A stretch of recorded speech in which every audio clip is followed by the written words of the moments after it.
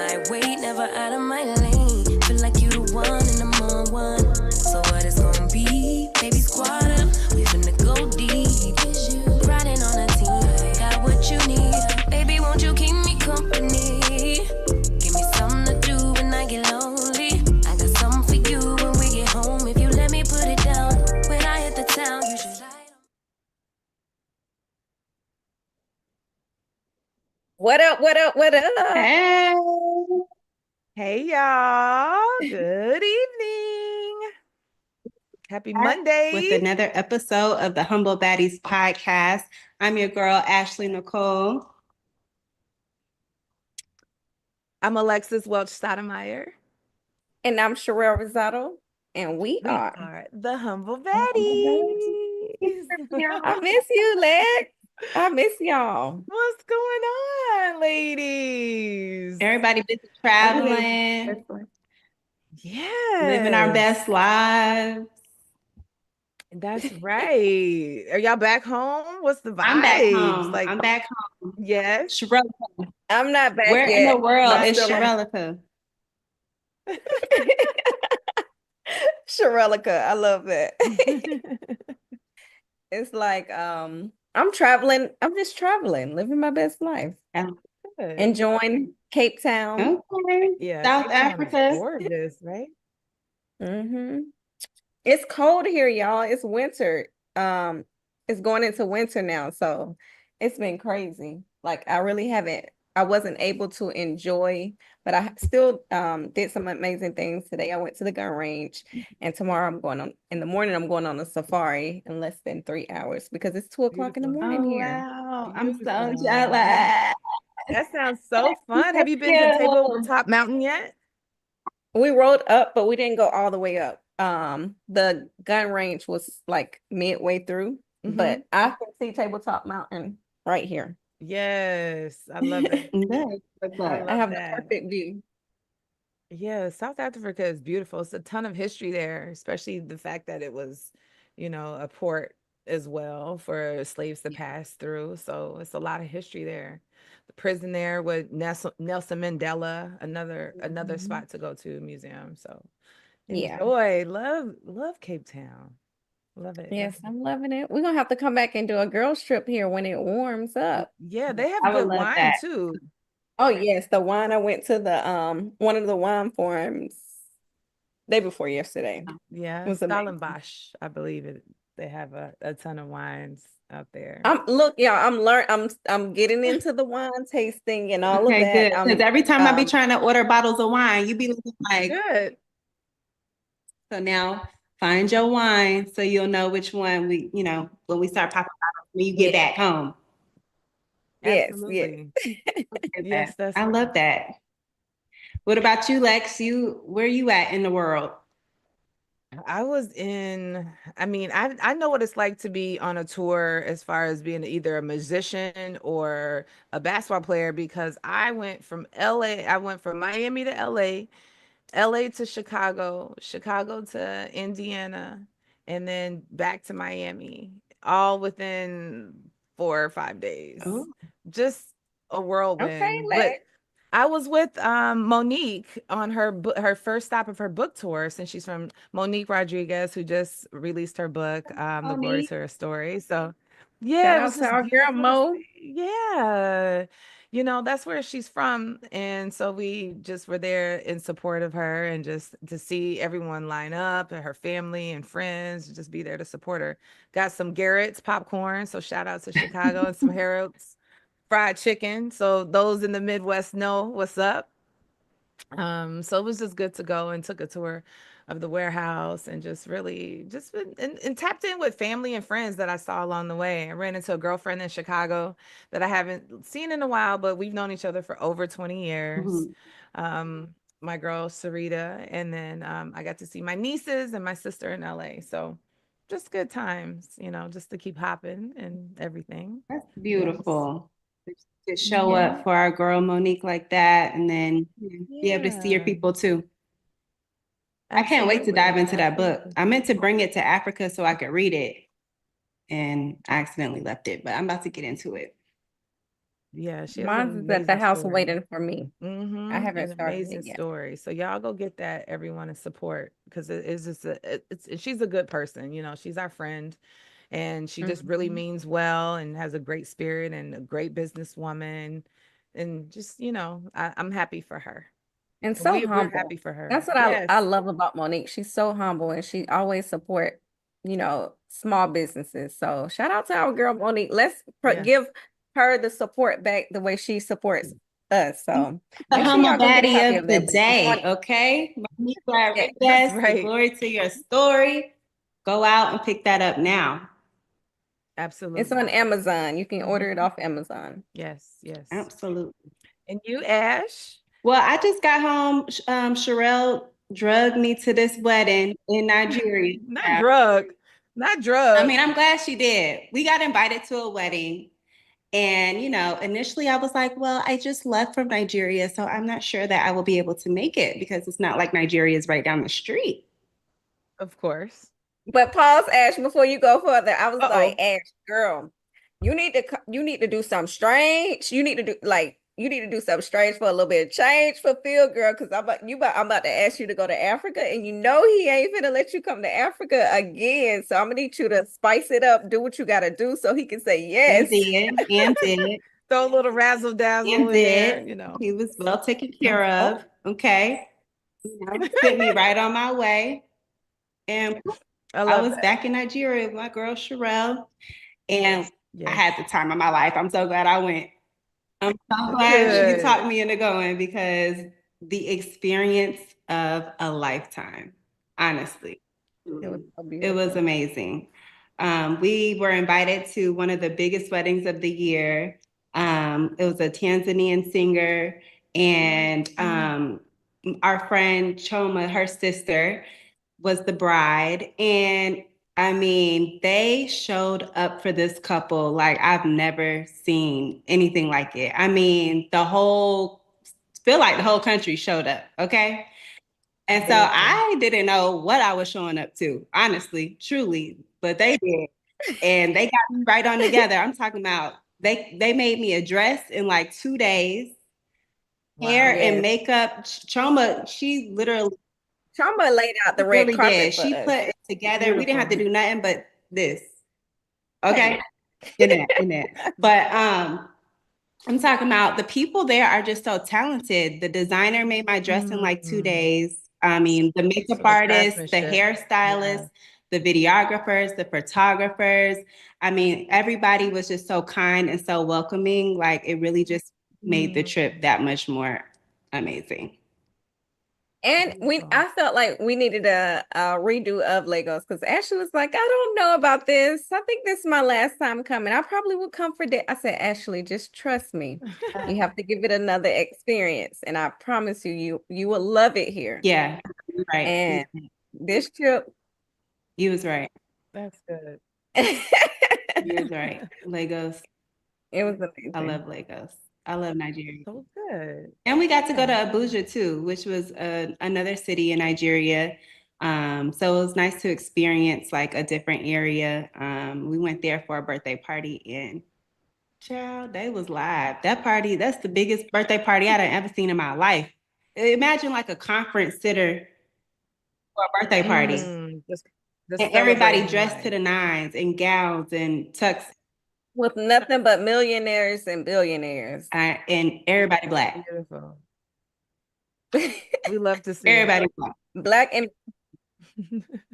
love to I ain't never seen nothing like it before in my life. I love it. I love it. Yeah, it was.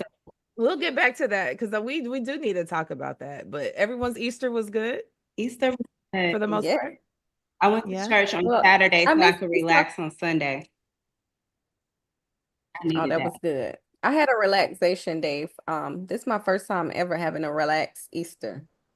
So it was good. Yeah, he is risen. Yeah, I celebrate Passover, but at the same time respect Easter and all that comes with it. So just was very chill. Took a nice bike ride and ended up just hanging out by the pool and relaxing, having some Popeyes. Okay, Popeyes. Okay, You Popeyes. know, just a good Sunday, easy Sunday, real simple. And Now, Lex, you a chef, and you're behind just had some Popeyes. yeah. You know why? Just because we all deserve a cheat day, and Popeyes true. is definitely high on the list of that. The spicy wings with the hot pepper, you know, and then the rice. You gotta have the rice hot They pepper. got a yeah, rice Popeyes in and Sunny beans Isle. biscuit. No, I was They going to do say not. she ain't have to. Yeah, it ain't no Popeyes in Sunny Trying to Isles. get that. no, it had to get brought in. No, absolutely not. Gotta go, you know, actually, you know, it's closer to Hard Rock. Okay. So over there, like Hollywood, Okay, like that okay. area. Yeah, but Lex, you know how to cook. You know when how there's a will, there's a way. Lex, you know how to throw down on soul food. I do, of course. My mom and dad both cooked, and so that's what I grew up on, being in Kansas City, Missouri, whether it was barbecue or soul food. And I know how to do it all. So the good thing is, with the culinary background and just from traveling, I can do other things too. It's not strictly to soul food, you know, African American cuisine. Well, we want What Lex you gonna have want? to do a good Sunday dinner, and we all coming up to your I house. like that. I like that. Some good mac and cheese. I like fried cabbage. Yes. You know, I could do Some some turkey greens. wings. It has to be Yeah. turkey wings. Yeah, I don't eat pork, so we none Yes. of that. Some And good then, turkey wings. what else? Some cornbred.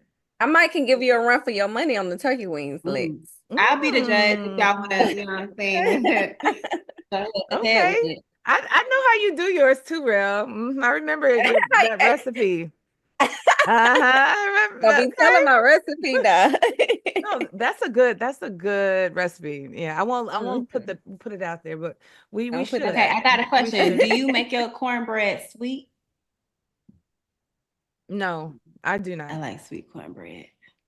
Yeah, but it has a little sugar. It's a little sugar in there, but I don't like to overdo it. I like to do it more of like a honey butter. No, that's sweet. Okay, I could do the sweetness honey comes butter, but some people do like that country. You know what I'm talking about, sugar. Or like savory, country, put a little southern buttermilk cornbread. or jalapeno cheddar. Yeah. You I don't like that. way. I don't like corn in it. I've had people do that. I don't like that. Yeah. You like, the only time I make my buttermilk cornbread is when I'm making my dressing. Yeah, that's it.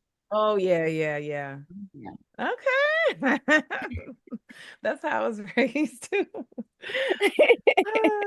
Anyway, well, let's get into it, you all. The first topic. Let's going back to the Nigerian wedding. Ash, you know, you were making some headlines while you were over there, weren't you? But let me go ahead and read this so we can get the people up to date. Nigerian weddings, trending or timeless? We're diving into a celebration that's taken over timelines, blogs, and wedding vision boards across the globe. Nigerian weddings, from the vibrant fashion to the electrifying energy of the live drummers. These cultural celebrations have become more than just ceremonies. They're full-on experiences, right, ladies?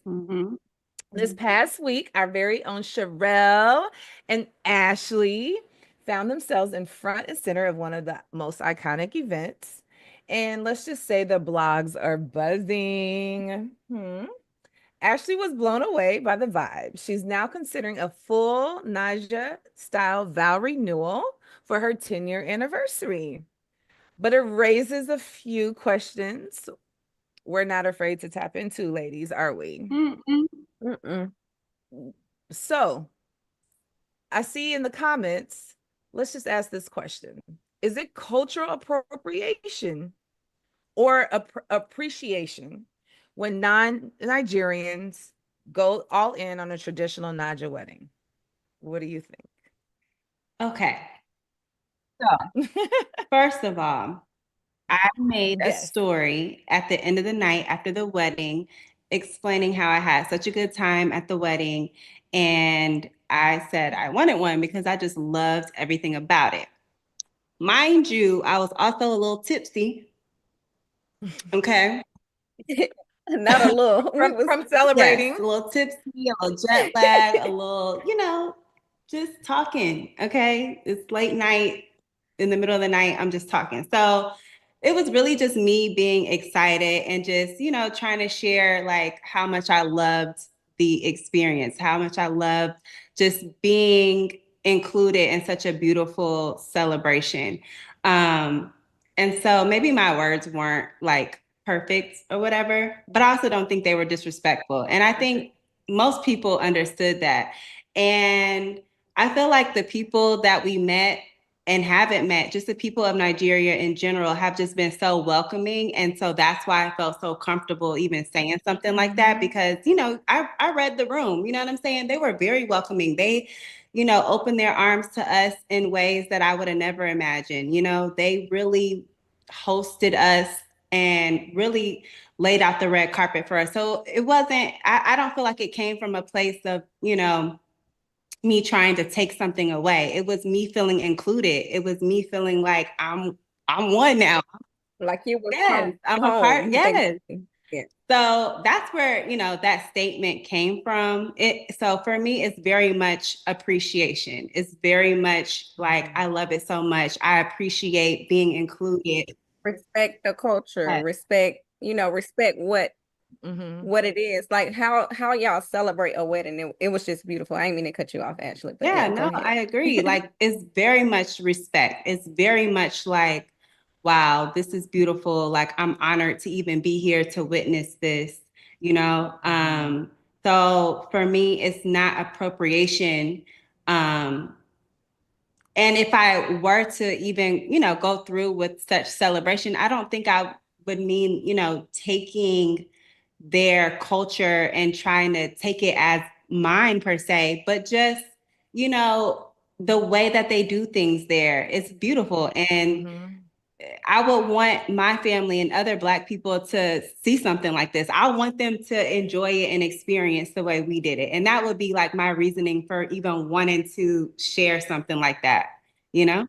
Yeah, it's a respectful way of just saying thank you so much for the love. You saw, just like you described, the dresses and the makeup artists and the graphic arts and all these people that are very talented Africans, you know, and just people that look like you. So I know just makes you It feel makes me good feel and like I'm a warming. part of something. Because let's be honest, Yes. like African American America culture does not is have that. not, it's Yeah. very watered down. I don't really feel like Yes. I'm tied to any culture. Honestly, Identity I don't here. identify Yes. with America. The only thing I can identify with is slavery, because that's like they teach us about, you know, in school when it comes to our ancestors. You know, they're not teaching us about before then, really. They're just saying y'all came over here in slave ships and do. That's it. And you know, I wish that I had a rich culture to, you know, Fall back on exactly. and all that. No, And I think there's get a that. difference, you know, between appreciation and appropriation. I think appropriation is when you're literally like trying to take from a culture and, you know, wear it or consume it in a way that's not, For your own for your own benefit. And that's just not natural. It's just, Right. you know what I mean? Like, I think there's a big difference.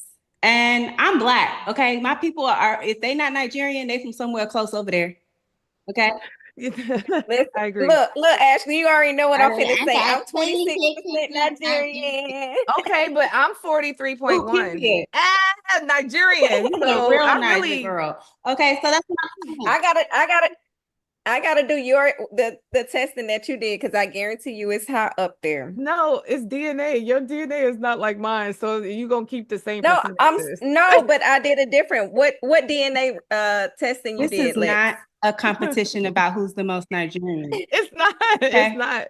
Because I'm technically about 70% African, because I'm Kenyan, Sierra Leone. I need to do mine. Nigerian. My So I did my it a daddy while half ago. Jewish though, so Yeah, majority I of know. mine is in the African. Yeah. I'm 40. I'm gonna go do mine. I'm gonna do mine soon. And I'm gonna let y'all know how much Nigerian, because I know it's in me. It's on me. It's in my blood. They feel it.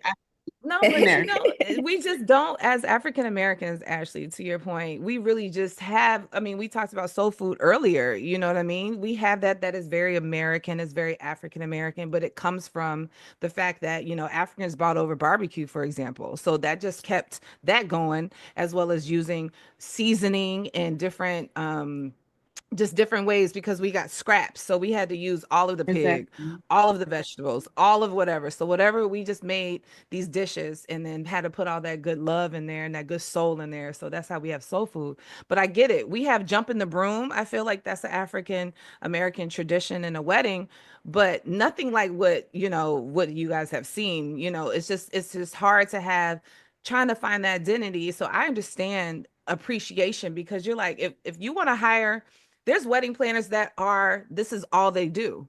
So you can have your whatever wedding you want because I encourage people to do whatever they want to do The anyway. weddings that we're having Because now are like just do based what you off want. somebody else, like probably like white people. Like these are white people traditions. You know what I'm saying? Like, getting married in a cathedral or, you know what I'm saying? And wearing a white dress, all that comes from colonialism. Okay.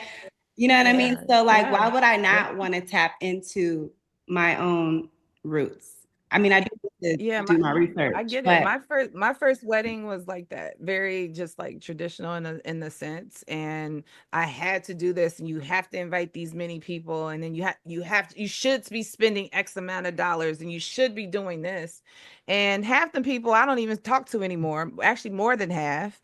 And then most of them aren't bringing gifts anyway. It's just you might as well go do something that you want to do, that you're spending money on, that makes you and your partner happy.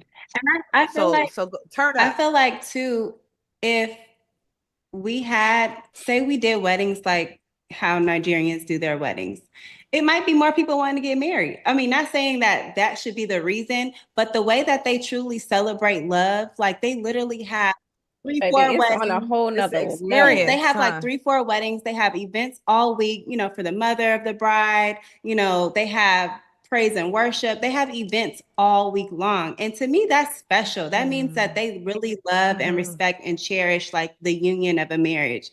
And, I feel like Americans at this point now, people are just going to the courthouse. You know what I'm saying? So it ain't nothing to just go to the courthouse and get a divorce. You know what I mean? I feel like if you hold up so much, like getting married is this important to where we need to have 4 weddings, like, all the things that they do, it maybe makes you take marriage more seriously and makes you want to be married more. And I feel like that might be an issue with, Americans and getting married these days because we don't recognize it the same way they do. They really, you can tell they put their all into it. Marriage is everything. From when you dress. Yeah. And I love that. I respect that. I think that's special. I think that's what it should be like. And then I was reading some of the comments, and that's what I said. If you are an African American and you have not experienced Africa, you definitely need to, because some people were like, why are some of the women outdressing the bride? That's what they do over there. The bride outdressing the bride who probably everybody how many times the bride wants you to come. It's disrespectful if you come to a Nigerian wedding and you're not dressed to impress. I know that's right. The whole goal is to dress to impress. So people who don't know and they're just speaking, why this person, like, you really need to understand and experience a Nigerian wedding before you speak on it, on why they do it, because it's all about fashion. It's all about looks.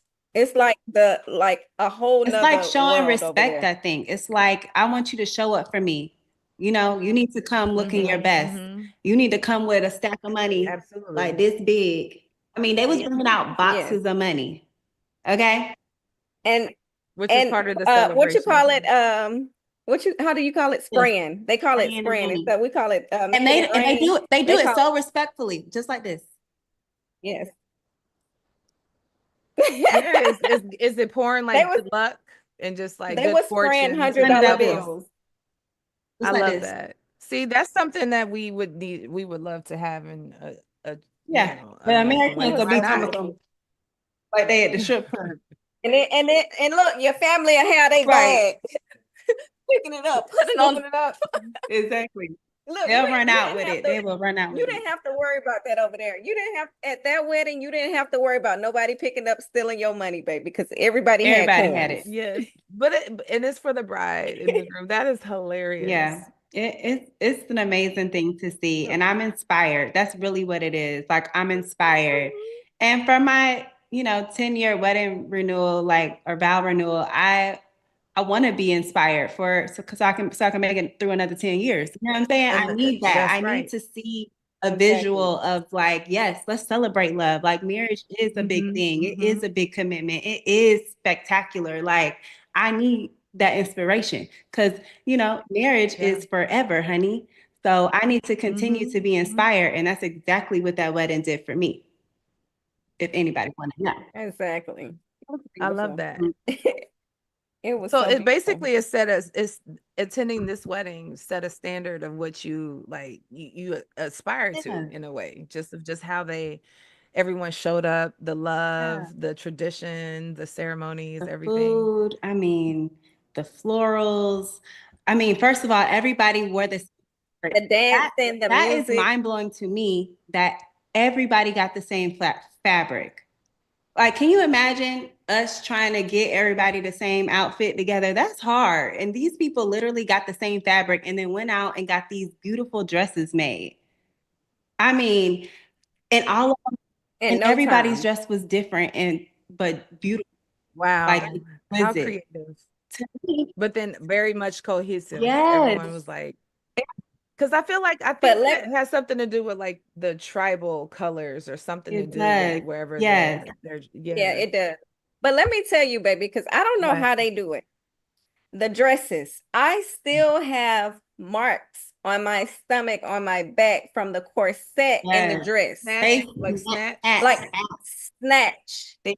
They snatch. Like, you are tied. Like, we was wobbling. In the car, I almost passed out. I swear to God. 'Cause you can't sit down. In the car, I was in the car like this. Yeah. Like, we both was. My goodness. I couldn't. And yeah, the next day I was sore. I was like, oh my God, am I sore from wearing the damn dress? Like, they really I still have bruises from the dress. They snatch you up in that dress. Wow. Yeah. And the gele.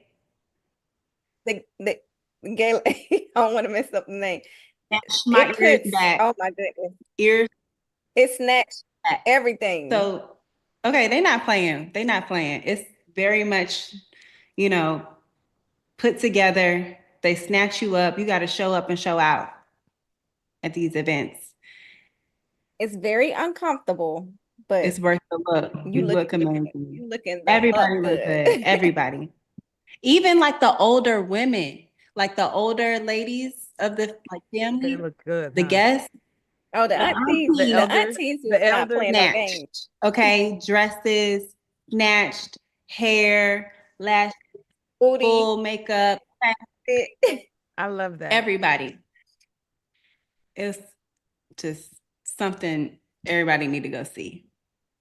I feel like it was better than the Met Gala. Yeah, because everybody had looks. And and how people just walk in. So like the guests would like walk in with like they entourage, and then they like go up to the couple and like give them a gift and stuff. It was just like, this is just, I don't know. It was a show. You know it's a big wedding when it makes the shade room in America. And they are showing like it's a whole award ceremony, like it's the Emmy, whatever. You know it's a big wedding when they're showing the outfits of who wore it best, who was dressed nice. You know they showed out. You know it was an amazing wedding. So shout out to that beautiful When I went to the wedding. airport, and you know how they open your bags and look through everything, they saw my dress. They were like, oh, you went to the wedding? I was like, yeah. They were like, because apparently that was the wedding to be at, honey. Yeah. It was the golden ticket. Okay. Yes. I'm just grateful. I'm grateful to have experienced it. I really am. What a blessing and an honor, for sure. For sure. I think it's great to see. In the pictures, you guys look beautiful. Everyone just looked like they were sitting in their essence, just very confident and colorful. So very, I haven't even very posted vibrant. my stuff yet. I know. What you waiting on? Aw. I'm waiting till it calm down and I'm gonna spike it back up. I like that. I like that strategy. That's good. Just a little reminder, like, hey, a little A refresh. And friendly they are so reminder. good with Yes. content there. Like, you think over here people are content creators? No, baby. Over there, they are creating content and they are doing it at a level that is beyond. They, first of all, the turnaround rate is crazy. Okay. You take a picture, boom, it's edited, it's to you. Okay. The videos, everything. They show up We love with that. backgrounds, lights, cameras, Whole whole production production. scene. The makeup artist got about 4 or 5 assistants. The hair people got 4 or 5 assistants. Like, when I tell you, baby, they don't play over there when it comes to their work. It's on another level. America. Ashley, is this the same feeling you had like when you first walked on that campus at HBCU of just like seeing excellence and just seeing that energy of Yeah, I feel like this is bringing me back to that because you're right. This is the only place that I feel like we are kings and queens. We are not the minority. We are the majority and we killing it. So yes. Honestly, I would say this feeling and this experience, I have never experienced it. And I used to go to the HBCU colleges and everything, but this experience tops all of that. just Just like to the be able to see. regalness and very royal, just very opulent. Yes, and because you're just- looking at Black wealth. When people who think of Africa, they don't think of things like this. They don't Correct. think of how beauty, how rich, how royal Yeah, they don't is. show They that just part. think, They show yeah, Correct. they just poverty. They show, Yes. hungry children, which there are. Hungry. That is very true, but they're not showing the other parts. There is wealth. There is There's wealth. wealth. There is there's abundance. There is life. There is brilliance. business. There is, just so much to Africa. inspiration. It's like, wow, like Creativity, this is just talent. There's so much that Africa has to offer, and it's a shame that they don't show it. But that's why I'm hyped up, and I'm like, y'all need to go see. we going back. When the next love that. wedding? When the next wedding? Yes. And now you've already seen like where it is right now. So just to take it up another notch is going to be a whole nother. Listen, our thing. next wedding gonna be our good sis Choma. Yes, keep that. Period. But no, for real, I know everybody is in love with going to Europe, Paris, blah, blah, blah, but y'all need to go to Africa, okay? Go to Africa. I love that. Be around some people that look like you and have a good time. Go see what it's about, okay? The ambiance in the restaurants, the clubs, everything is just It's top tier. tier. I love it. It is.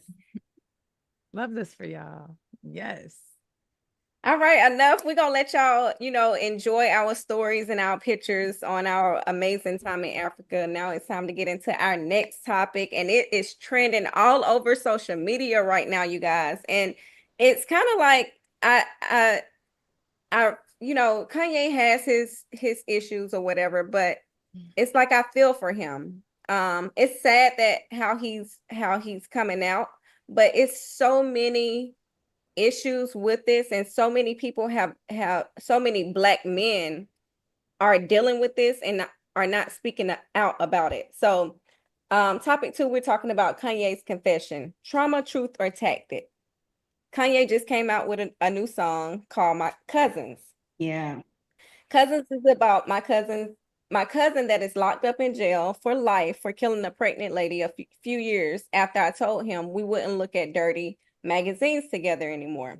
So apparently Kanye, a child, him and his cousin was looking at gay porn, and they were imitating what they saw in the porn magazines.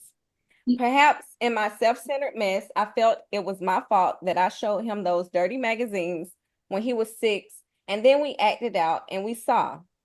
My dad had Playboy magazines, but the magazines I found in the top my mom's closet were different. My name is Ye, and I sucked my cousins till I was 14. That's what Kanye tweeted.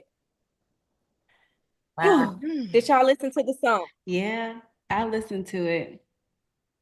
It doesn't sound like a song that he was like trying to make a hit though. It sounds like he's trying to Like a confessional or just kind of put something on like that's his paper or way of stream getting or his whatever. voice out, getting his thoughts out. So he just put it out like that. But it doesn't sound like his other music, you know?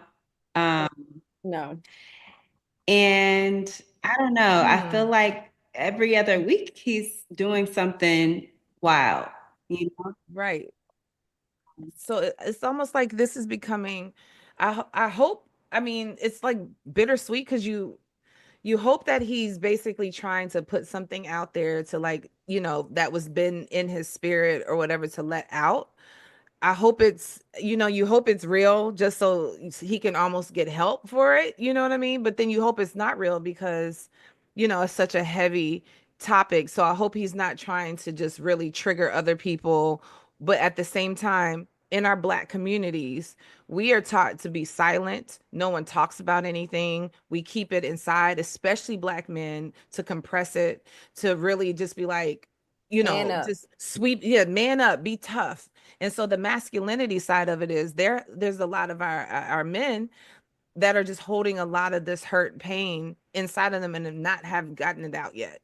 So I hope that's what's like it's bittersweet to say hope it was true, but he's just been saying a lot lately and we're really watching him spiral. I don't think Ye would lie about something like that. And honestly, it's kind of like a big public figure speaking out about that. It's kind of opening it up like, okay, yeah, we know Ye has some issues and he says some crazy things on the internet to go viral, but this issue is something serious. And Yes. I know a lot of friends who have told male Black friends who have told me whether how they became gay was by force. They were sexually assaulted, their cousins, forced them to do things, or their uncles or their grandfathers or even their own dads. Yeah. And they didn't speak on it until they became an adult. And I feel like it's opening a gateway to basically come out and talk about it. Yes, it can be embarrassing. Some people don't want to talk about it because they don't want to be labeled as, oh, you gay because you did this. Kanye in his lyrics, I'm not a gay man, but this is what I did. I feel like maybe he's exposing himself and putting his whole story out there so nobody else can tell his story. That's just my opinion. I think and you said go ahead. I was just gonna say, I think it's interesting that Kanye can continue to do things like this, put things out in the media, say wild things, do wild things, show up the way he's been showing, and everybody's like, what the hell? What the hell? Right. But that's it. Whereas like if it was like a Britney Spears or somebody like that, it's like everybody's like, somebody needs to take care of her, take away like whatever it is. He needs a conservatorship type of thing. Like where are his people? Why is he allowed to continue to like be like this? But nobody can control Kanye. If you notice, nobody can control him. I know. And that's what I'm saying. That's why why is that? But why is that? Like, I understand, like, I see that nobody can control them. But I feel like if it was a woman who was acting out in this way, it would be shut down like quickly, immediately. And I just find it interesting that Kanye can say the craziest things about Jay-Z, Beyonce, like every week is something crazy and nobody's stepping in. Nobody is, even punishing him. Not that he deserves to be punished. It's just like everybody kind of like where's the solution to this? What's going on? And they're just it's like, are we just going to keep letting this happen? Is it going to snowball into something bigger? Are we going to turn the TV on one day and he's no longer with the, like this is where I'm thinking. It's like usually people step in at some point and it feels like we're watching this man like deteriorate, or I don't know, maybe this is, I don't know what you would call this, but we just watching it like and letting it happen and nobody's saying anything or doing anything. We're just like, but what can they say or do? I don't, What can what they? can you I say don't know, then? but How do you reach out to him? usually I'm just saying when there's like big celebrities that start doing like crazy, Like crashing out? crashing out, somebody at some point, you know, they step in, go to But rehab or with Britney Spears, she had someone over her. She had someone signed over, like her daddy was over everything. So of course he was able to step in with Conservatorship. Kanye. Yeah, with Kanye, he's his own, like I know, but he's it very got to a smart. point where they took over Britney Spears stuff. So that's what I'm saying. Like, there's not like anybody around him to like What they gonna reel kill? him back The only way in they can or something, you know? Kanye is very strategic on what he does, and I feel like, you know, Kanye knows a lot, and they know he knows a lot. Mhm. So people just Let him do what he do. let him do what he do. And I don't Yeah, think but that's healthy. Like, what if is the if solution? you Yeah, if you have this people is not around you who healthy. care for you, like they're not gonna crash But out like that. Where's the cares for solution? him? Who really cares for him that have enough power to be able I to personally control don't him? Or know. to I'm be just able to, saying like I don't know, but I'm just saying like there has to be somebody that could step in. Like he ain't just out here by himself. Like Well, he has a wife. I mean, not Lex. I'm just saying that's where it's supposed to She, start. Let's start she ain't even there. got her own. She ain't even got her own brain. no, Her I'm that's family is not saying concerned true. you're about I supposed her. to think start. You're supposed to. that's not true. I think she's probably I very don't know. smart too. I don't see he was with Kim, like, and Kim's a smart woman. I don't see him being with a lady who But is not smart. he wasn't crashing out. He wasn't doing half the stuff that he's doing now when And he was with somebody Kim. said that that might be because his Kim's mama was making sure he had the best doctors and the best medication and the therapist and everything. So maybe But on and he don't got all right that. now, Spiraling. if you read the lyrics, he's on what's the laughing gas called? Oh, nitrous or something. Nitrous. Yeah. It seems like he's hooked on that because in the lyrics, I actually read the lyrics. He said it doesn't make him Yeah, I heard that. What does it? I heard that, but I'm just saying like you said, he's smart. So I don't see him being with an unsmart lady. I But don't know, but she might not have control over him either way. But it's sad to see. I'm getting it's exhausting. You don't know what's real, what's not real, what's a triggering for others. He has to be careful because he's already it's just we're seeing one of ours just really just start to spiral into some kind of way. And obviously he has a platform, obviously he's creative. But I'm just at a point where it's exhausting. I was when we were talking about like something else a couple weeks ago. It's getting exhausting to the point where you like. I mean, it's not my background to be like, let me go help somebody that keeps giving out signs. I don't know what the signs are. I disagree with you Out of guys on. observation, I it's just a disagree lot. with you guys.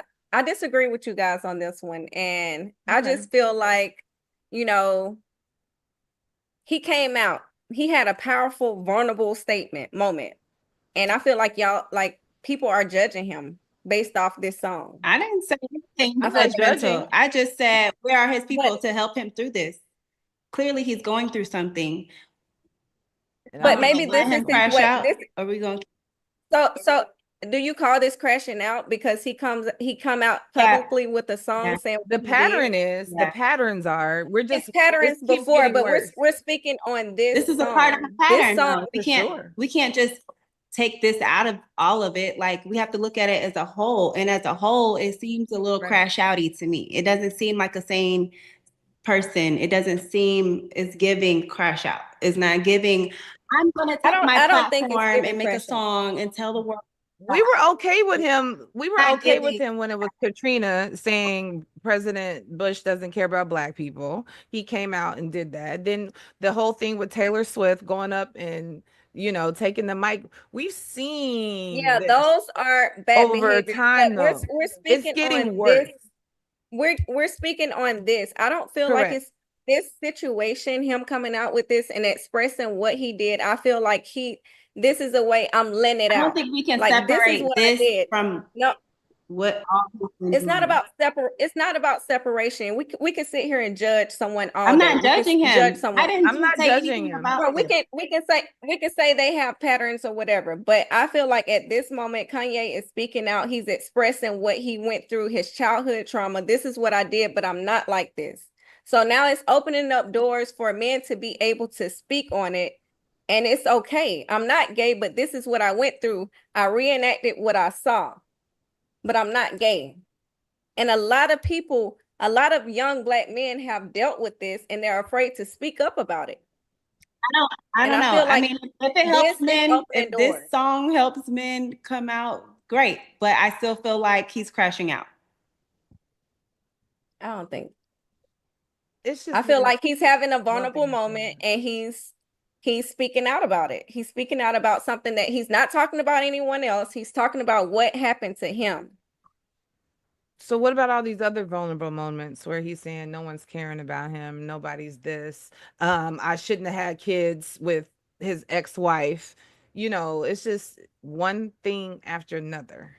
Then he's talking about other people's kids and how they were conceived.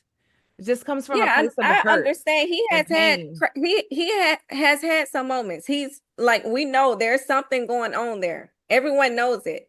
But my concern with Kanye right now is about this song and him expressing what he expressed and how it is silenced. And when somebody are able to speak on it, we talk about them. They're going in on him. Oh, you gay. You put such and such in your mouth, blah, blah, blah, blah, blah. But I feel like he's being vulnerable and he expressing himself. And I honestly don't think it's a publicity stunt. I don't think it's a publicity stunt. I just really feel like he's crashing out. Like, I just feel like everything is, he's not very sane. Like, it doesn't seem like logical. You know what I mean? And I'm not saying that the song like is like we should judge him and call him gay. Like, that's none of my, that's the last thing on my mind when I'm literally thinking of it as in like, y'all, I'm saying in the comments, of course, you know, and a lot of the comments be men who it happened to them as well. Right. Very, because you know, sexual trauma is a real thing, obviously. I just think that it has been suppressed in our communities, and not just really, I don't want to say just Black communities too, but it's definitely prevalent. We can speak on that, obviously. But again, I don't, it's no judgment. It's just very much like we are seeing a pattern of just this, and we're just like, you know, what's next, you know, and we're gonna look up, I hate to say it, you know, we don't want to see him hurt himself one day or something like that. It has to be something that needs to be done. It's just sad. It's just sad to see. It's exhausting to keep hearing about. It's like he keeps saying this, he keeps saying that, and where's his help? Maybe this is a cry for help. Maybe this is him saying, help me. This is what I'm going through internally. So I made this song so y'all know what I'm going through. This is the only way, the best way I know how to express it. And hopefully maybe this is his therapeutic help. Maybe this is therapeutic for him. Let it be known. This is something that happened to me that was very personal, and I'm letting it out. But we can't say he's crashing out because of this. No, I say he's crashing out because of everything as a whole. But I agree that this is probably therapeutic, and maybe it is a cry for help, and maybe this is him like putting it out there so he can get it off his chest, and maybe somebody can help, or I don't know. But I think as a whole, it's still a crash. It gives crash out. But the song, you know, I hope it does help people. I really do. I hope it does give people, you know, some courage to speak up on their situations. It's not a hit. It's not a hit. It's not a bop. It's not gonna be played anywhere. This is literally for us to really. I don't think he put it out there for it to be a hit. Yeah, I don't think. I don't. Do y'all think so? So my question is this a powerful moment of vulnerability from a man processing trauma, or is it another headline grabbing move? I think it's both. Both can be true. Both. Yeah. It's given both to me. It's both because this has been consistent on his behalf, but at the same time, he has a platform to share it. It touches me different because I have close friends who, who have been through this, and it's like it's heavy. I feel like it should open the door for, for men's mental health and the silent pain so many Black men hold. It's like it should be okay to talk about. Even if it's coming from Kanye or someone else that we look up to.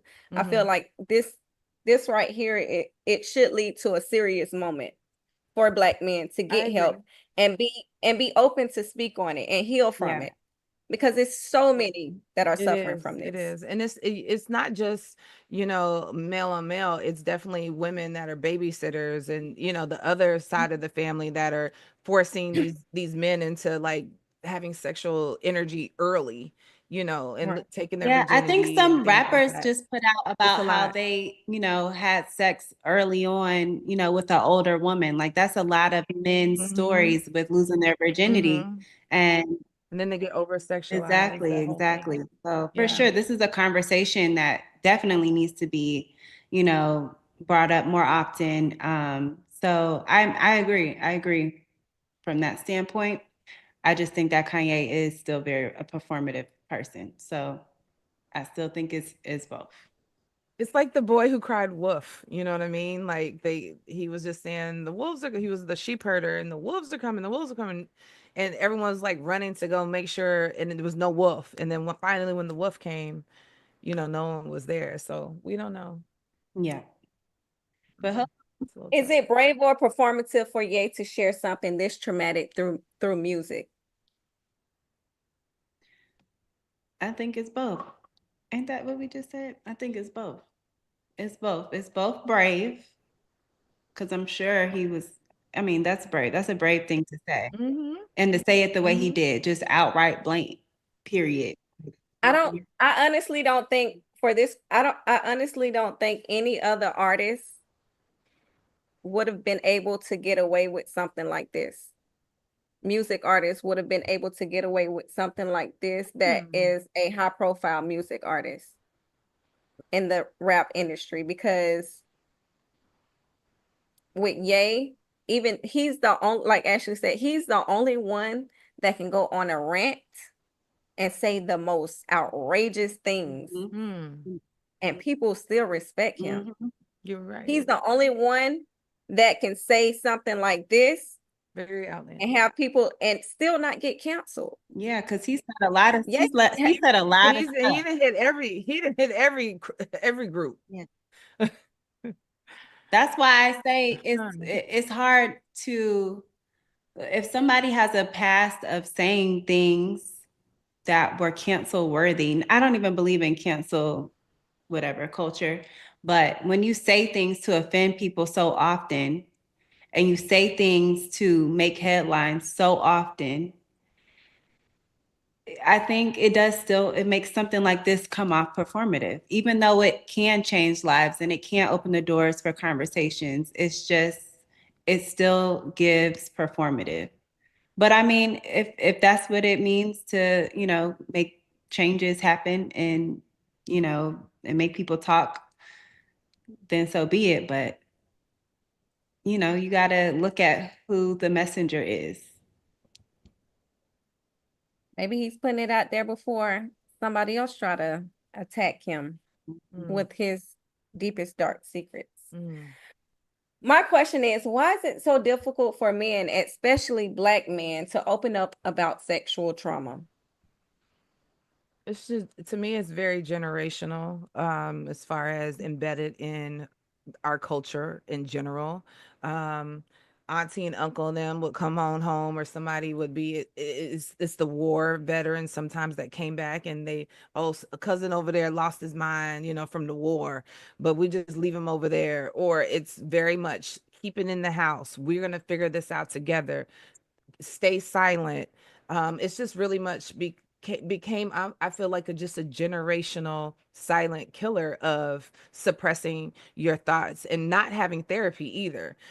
Therapy has just really been prevalent for the privilege. Like, we just grew up thinking it's for the privilege and really no one that looked No, like us. And no, really, it wasn't even for the privilege. When we thought of mental health and therapy and all this, oh, you crazy. You ain't crazy. You don't need none of that. It right, wasn't like, even if you're about gonna go privilege. talk to They would somebody, tell, you talking to, yeah.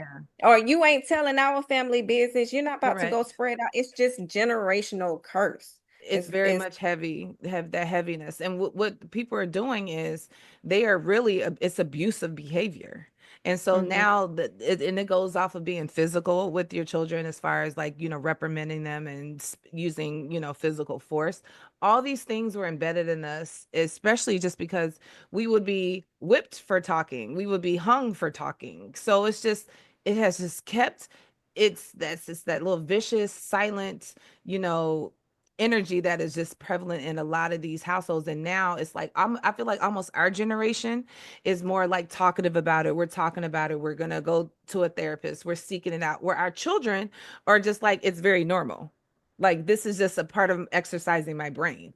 So we are really in that space of really starting to break it down, like really stop it. But it's, to your point, Sharelle, it's very much generational curse in that trauma. It's very prevalent in our communities. I mean, we can speak on it, obviously.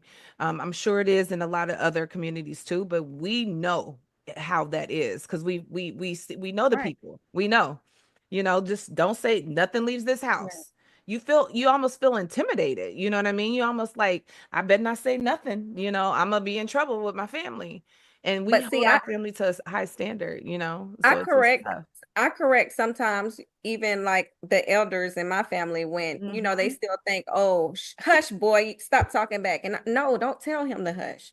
Let him speak. Let him Mhm. express himself Yes. because in a respectful way. But when you tell them to hush and Like not be mute. able to respect to Wow. express themselves, when they get older, they can't even hold a casual conversation. They can't even Mhm. look a man in his Mhm. face eye to eye when they're speaking to Mhm. him because we're raising them to shut up And to be and mute not for speak and sure. look down.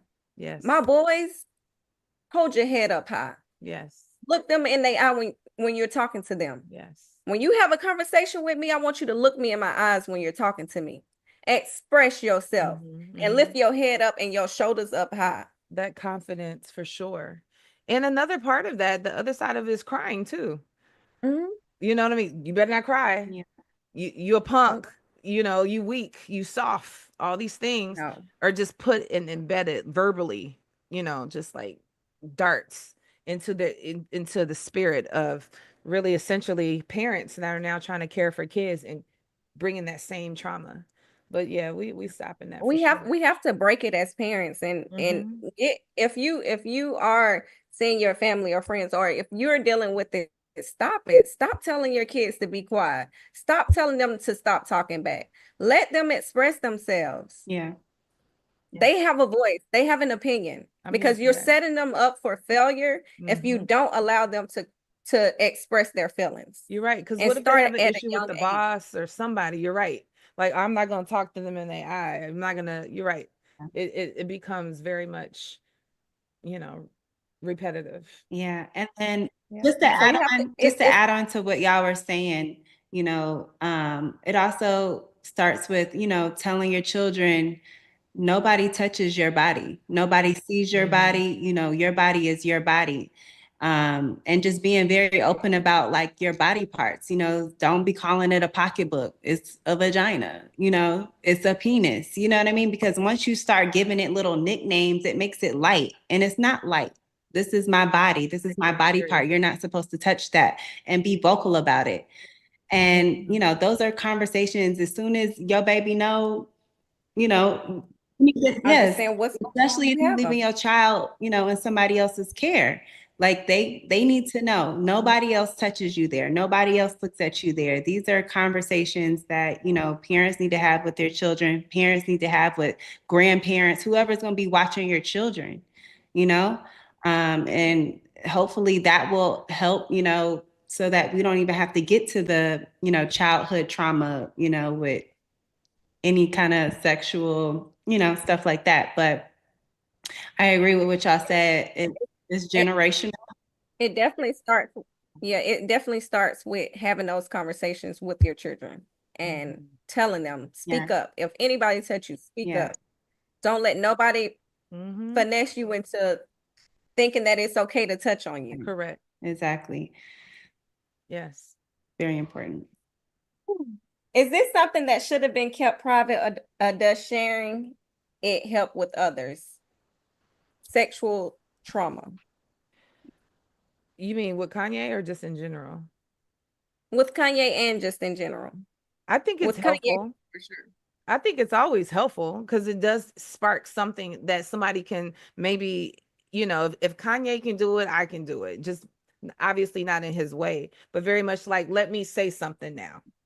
I hope that it does that because they're like, everyone does look at Kanye, to a point where, genius and very much creative.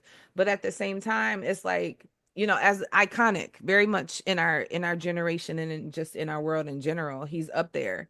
So I feel like it does help out that this guy, because I can't remember who said it before, but like no one's ever done a song like this of his high caliber, of his talent and of his platform. So this is a big deal. So again, I hope it does spark something in anyone who's been abused to be like, you know what, it needs to come out because all we're doing is hurting ourselves when we keep it in. Yeah, I don't think it should have been kept private, because obviously, like, we're even talking about it now, and somebody might be watching this now, and even though, to me, I feel like he's crashing out, at least our conversation around it is a little bit more logical and more in-depth, and, maybe they can pull something from it, and just having this conversation might make them feel comfortable with bringing it up and talking about it or seeking help. So I definitely don't think it's something that should be kept private. I think always seeking help for anything that you're going through that's, disturbing your mental, let it out, because keeping it in is 9 times out of 10 is not going to help. Yeah. And don't feel embarrassed speaking on it. That's my suggestion, especially with, what has gone on. We all hold so much in with childhood trauma, and it affects us when we're adults. So if you are dealing with any type of situation with childhood trauma, whether it's man on man, a woman touched on you, whatever it is, I feel like you definitely should seek some type of help to get through it. Yeah. I agree. Because it's definitely a trickle effect.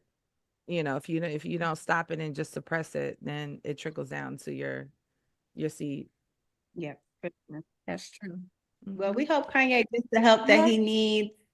I think he needs help, and I hope he gets it. But I'm glad, that we can have this conversation around it, and hopefully other people are having conversations about it, and it helps somebody. Yes. Whew. All right, y'all, it's time to get into our next segment. It is Baddie Business Financial Wisdom. We have been getting a lot of suggestions on basically about business talk, on how we save money, how we travel so much, how we're able to do all these things. So we decided to bring in a business segment, Financial Wisdom. So our first topic is Secure the Baddies Finance Talk, Baddie Budgeting. Took me a long time to get to this point, but I'm here. And I'm still working on my budgeting. So we're going to talk about how to glow up without going broke. If we can't budget, y'all know how we like to spend, how we like to travel, how we like to shop, how we like to do all these things. We got to make sure our finances are aligned right. So my first question to y'all, what's the most ridiculous thing you've ever blown a check on and instantly regretted it? That's a good question. I mean, I feel like it would have to be a bag for me. Oh yeah. Yeah, because I don't do that anymore. I'd rather spend just like a high end bag, like a Hermes or a Chanel. Definitely, but I did that a long time ago. You know what I mean? It was just very much just like whatever. So now it's more like what could I have done with spending that amount of money on something else? Or it could have been for travel, because now that's what it is for me, for experience or something that I can have in my mind or help me educational wise. So I think that it would be something like that. Just like overspending on I feel like I don't normally overspend, but what I'm still working on is spending my money on food. Like going out to eat? Yes. Like I feel like that's where all my money goes. It's a lot. Like I don't mind. Like I want to go out to eat. I want to have all the wine. I want to order off the menu, like everything. I want to try everything. I want to have dessert. Go out. I want to do brunch, and I want to do brunch that turns into dinner.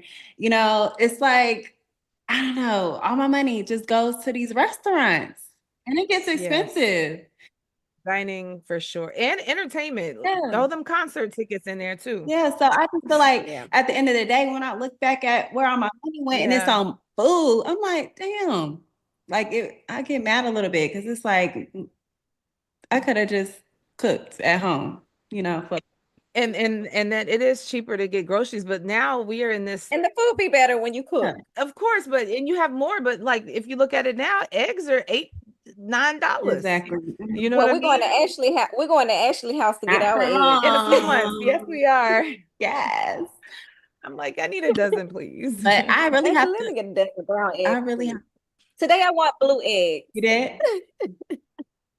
No, I'm telling you. I'm coming to your house today. Oh yeah, I'm gonna have all the colors, girl, all the colors. But yeah, I think for me, the most ridiculous thing I spent my money on, and it wasn't. I mean, it's still a lot. It was like I spent almost $900 on makeup, and y'all know damn well I don't even wear makeup. And I'm like, yeah, what the hell did I spend all this money on this makeup? Just like everything for the full beat. The full beat plus extra stuff. You know they up. Yes. This when everybody used to go to. What made you do that? Because you don't even wear the makeup.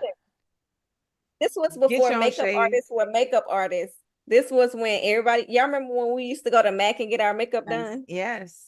The MAC counter set your appointment. They were like, get your eyeliner, get your this brown. Yes, get this. You got your whole kit from MAC. The whole kit from MAC. That girl made a good sale. You got your ass. I get home. She got me good. I'm like, why the hell did I buy all this makeup? I don't even do my makeup. Yeah. She got me. So that's probably the biggest. It's not a big check, but the one I felt the most. I'm like, why the hell did I spend my money on? It's a waste. I like that. I agree with Ashley too. It's definitely food. Yeah. Like you look up when you get them itemized lists, and you're like, what? Because you know how we'll do it. It'll be a lunch that'll turn into a dinner. We didn't already bars in between. Got the check. Yeah, we done got the check. Then you like end up somewhere down the way, and you're like, we starting all over again. Then we got the driver driving us. Drinks at 20. Yeah, the Ubers and we in Miami, so you already know, like it's like a day out is $1,000 at the end of the day. You don't need quite how. Yes. That's why it's very important on budgeting, making sure that you budget your week out, budget your month out. And sometimes I get a little sidetracked and I'm like, okay, I'm just going. But then when I get back to paying bills and start looking at what I spent, because I do have an app that I use, and I'm like, God dang, I spent all this money on this. Yeah, I know you're not thinking about it, you just swipe it, or I'll look at my Amex statement, and it has the whole circle in it, and over half of it, the pie is cut out for food. That's the worst one. That's the worst one. Yeah, that's like the kids. The kids are in trouble because they like to Uber. Convenience costs money too. Yeah, I'm bad with that too. I have to admit, I be Uber Eats, and what is it? Uber Eats. Yeah. Uber Eats. Instacart is horrible too. Yeah. Now, when COVID was going on, the Instacart had me in a chokehold. I mean, COVID was over and I was still Instacart and like it was COVID. And I was like, bitch, you gotta stop doing that. Go to the store. Then you go to the grocery store. You like, you spend $50, your Instacart bill is $200. Like, what the I heck? had what to get out of that Instacart does is Instacart. I had to get. what Instacart does is add tack on their price. So let's It's say like a service charge. a juice is $3.99. They're gonna charge $6.99 for the juice because they cut off of it plus the delivery fee. That one had me in a chokehold. I had to cut that out ASAP. The Publix is right there, girl. Right. Yes. But I feel like everyone is getting in that space just because of what administration we're in right now, with the unknown of how prices, with the tariffs and things like that going up. These tariffs are scary. It is scary. So you almost think we've gotten so used to things being imported, and to the point of like, I feel like people are gonna start realizing, like, your nails, you start looking up, that's 100 and 150 every other week or whatever your case may be. People are going to start doing their nails at home, or certain things, their hair. Maybe I got my Gillette's kit now. You know what I'm saying? Yeah, it's just like, I'm gonna start doing nails on the side. It's just the thing. Yeah, doing your own hair, doing your nails, doing your own thing. Even gym memberships, little things like that. People are gonna start scaling back, I have a feeling, just because. So you can still have these luxuries. It might not be where you can go and have a gym membership somewhere, but you definitely can go and walk. You can definitely have a bike. You can definitely do some other things. So I know there's two ends of it where you don't have to overly spend. Yeah. But you can be very efficient. When I'm running out of money, I definitely, the first thing for me is I'm gonna do my own hair. I'm gonna do my own hair. I ain't got to the point where I'm gonna do my own nails yet, because I love twat and my nails y'all know my nails stay on point. But my hair is like, literally, if I'm on a budget, I'm like, okay, girl, you're gonna have to pull out your flat iron, okay, and give yourself an hour or two and just knock it out. So for me, that's the way that I, when I need to save a little money, it's definitely one of the things that I will cut back on for sure. And then obviously not going out to eat as much. For me, I'll be like, okay, on the weekends only, something like that. Yeah.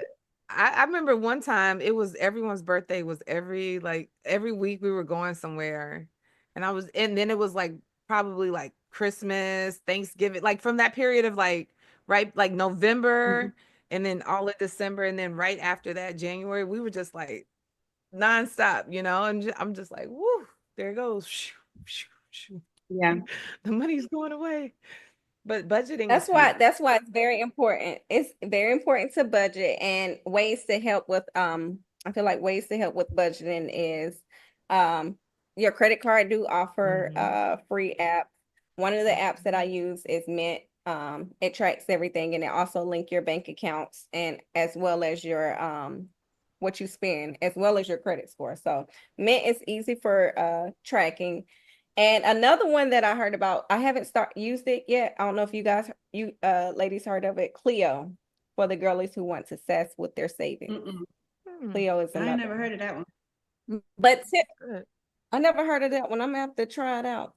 But tips with the saving and budgeting, start with the 50-30-20 rule. 50 goes towards your needs, 30 goes towards your wants, and 20 goes towards your savings. Some people may switch up the numbers, but that's the regular. That's a good breakdown. Yes. Okay, going into soft life versus smart life. Treat yourself, but make it make sense. Okay. That's what I need to work on. Treating myself, but making it make sense, because my ass be ready to I treated myself to a trip to Paris in June, but I'm gonna be in the private, what's it called? The premium economy. But at least you gonna be there.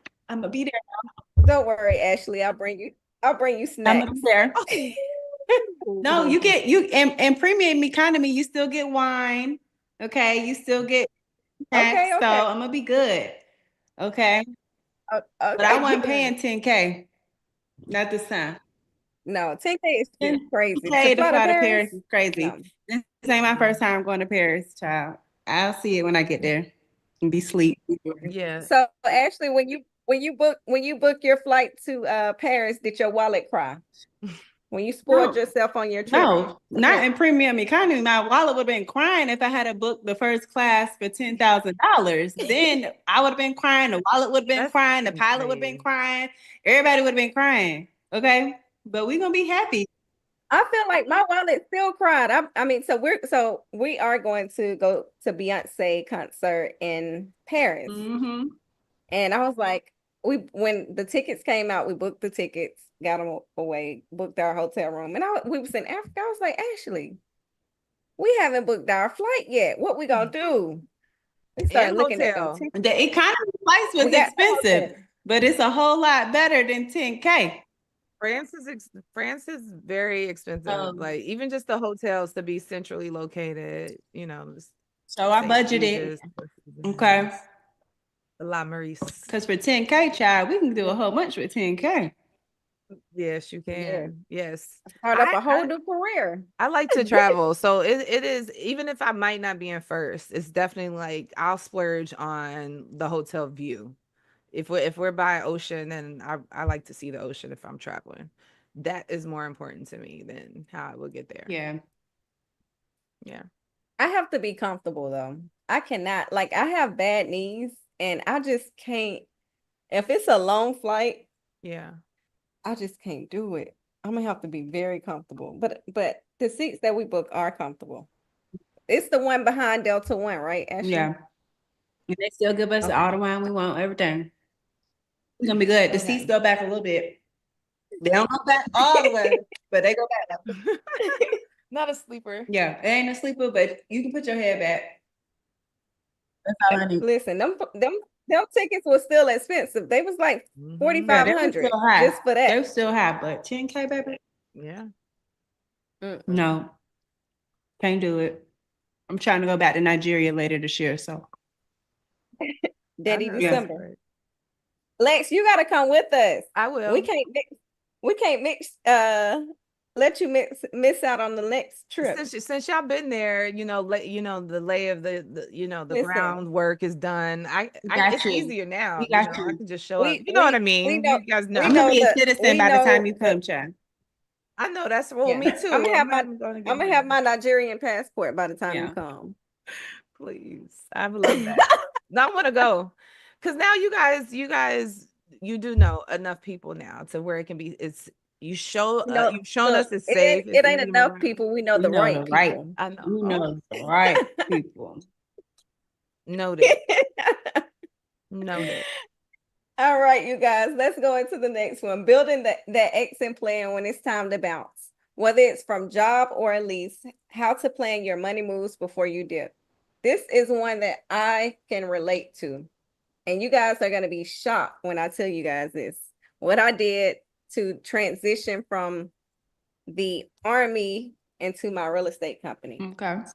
So I had a side hustle. And some of the side hustle tips before I go into it are monetizing skills you already have, writing, beauty, admin, digital work. So when I was transitioning out the military, one of my confessions was my side hustle was being an Uber driver. I can't see you picking me up in no Uber.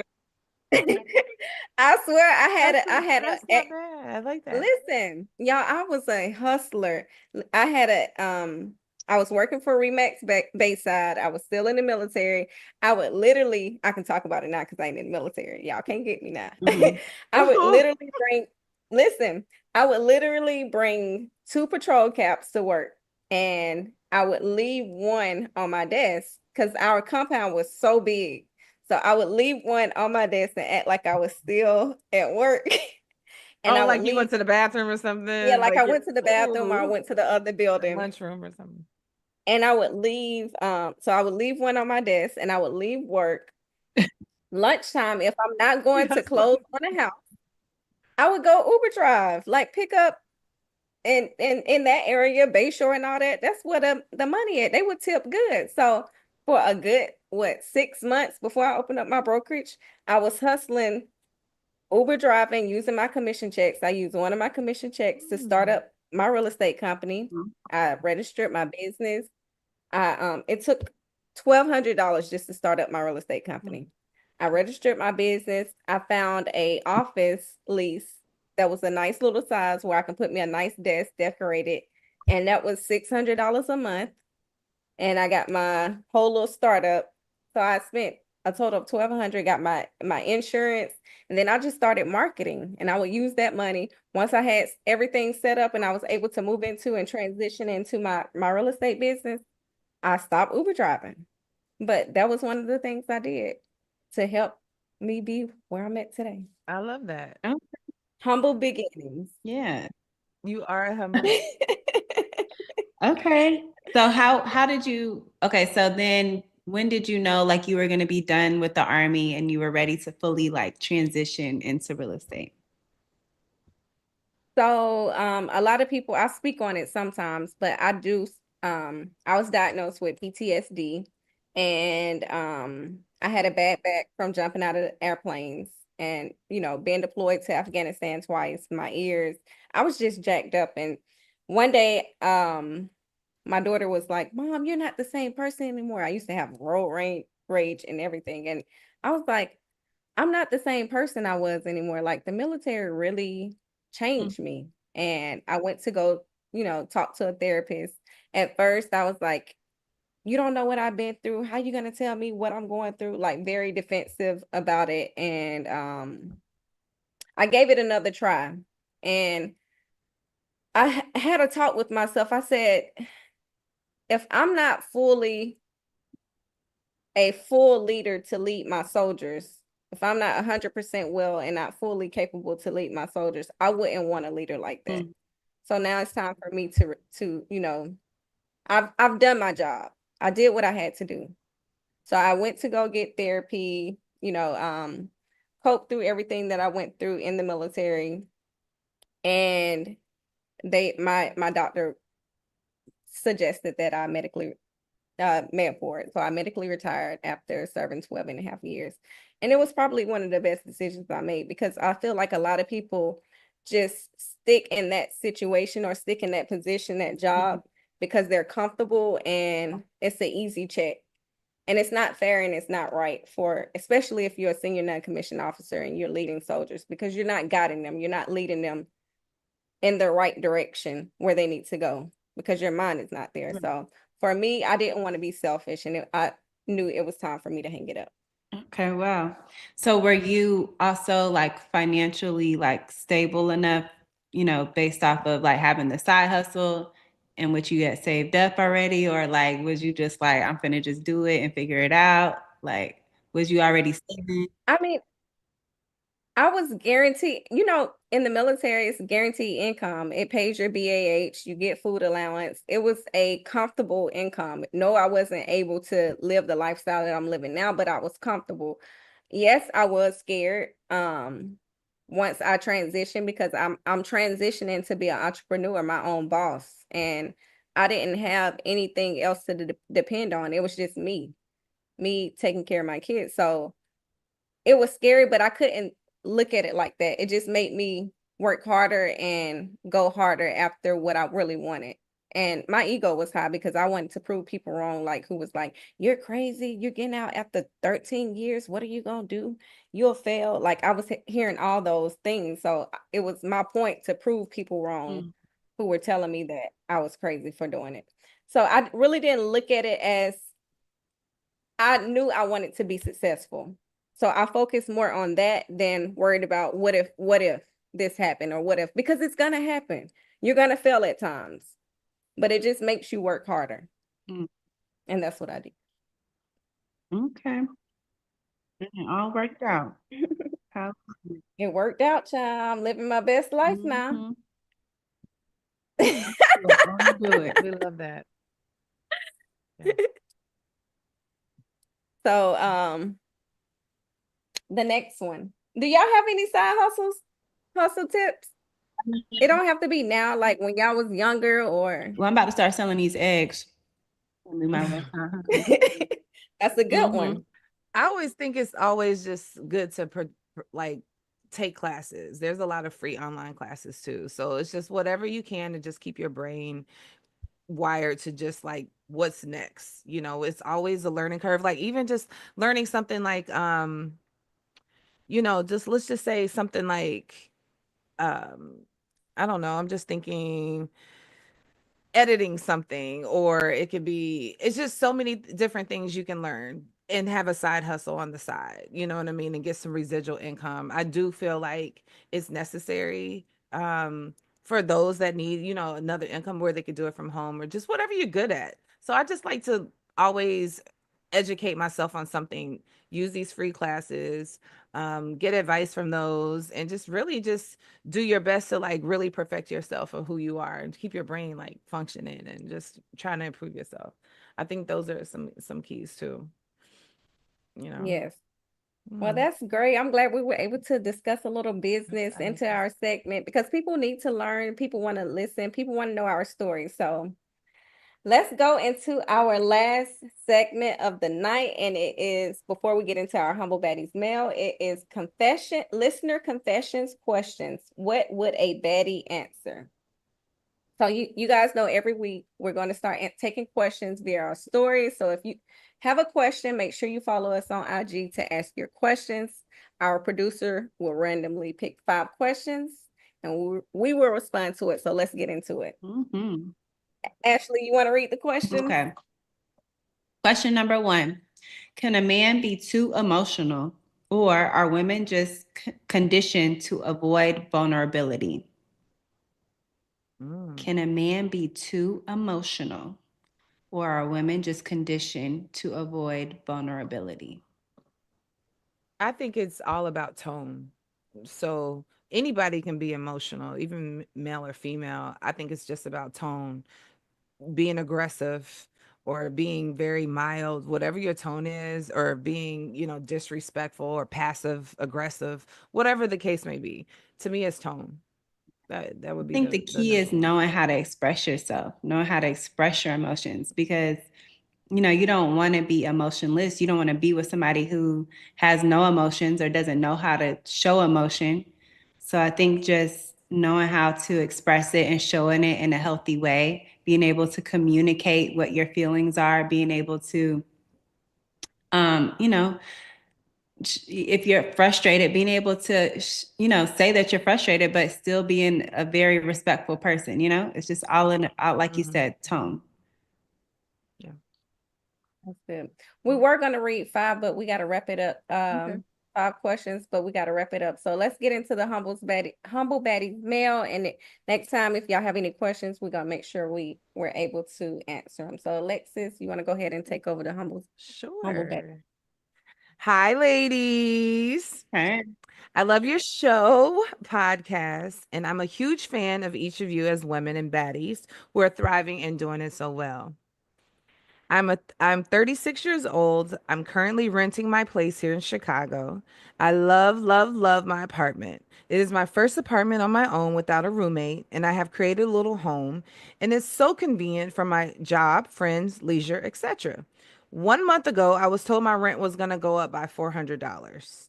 I tried to negotiate a slight increase and was told no.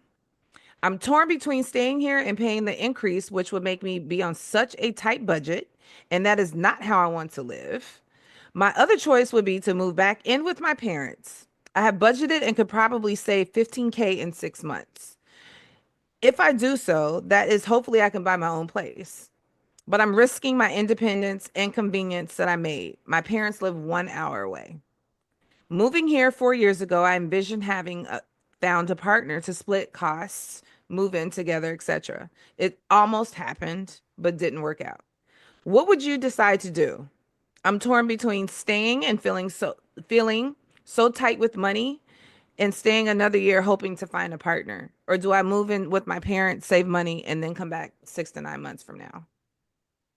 Well, Ladies. my advice to anybody who has the option, the privilege of staying with your parents so that you can save money, so that you can purchase a home of your own, I say that is always going to be, for me, my number one choice, like in advice. I think that, especially like in the Black community, we're always like, oh, you 18, you got to get out, find your, figure it out, save your money, do what you got to do, get a roommate, woo. Like we just kind of push our children out into the world to figure things out and, you know, to struggle. And I think that nowadays, the conversation is a little bit different.